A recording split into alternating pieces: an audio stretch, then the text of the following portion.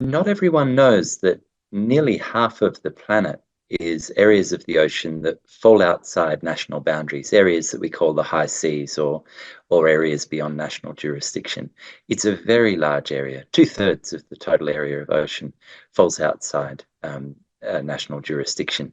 So the scale of the high seas is enormous. The high seas are also home to a diverse range of natural species, of whales, of sharks, of tuna, and species also that move from the high seas into international waters and between countries.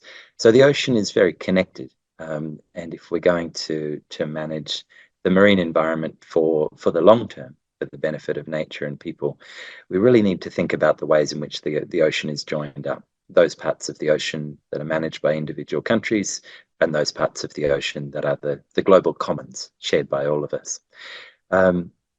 Until the adoption of the High Seas Treaty, the High Seas was really covered by a patchwork of governance arrangements and policy arrangements for things like the management of tuna or the dumping of waste at sea or nuclear testing.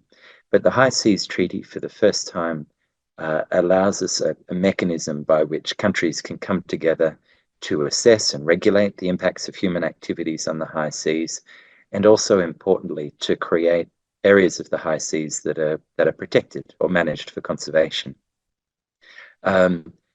This is a very complex undertaking.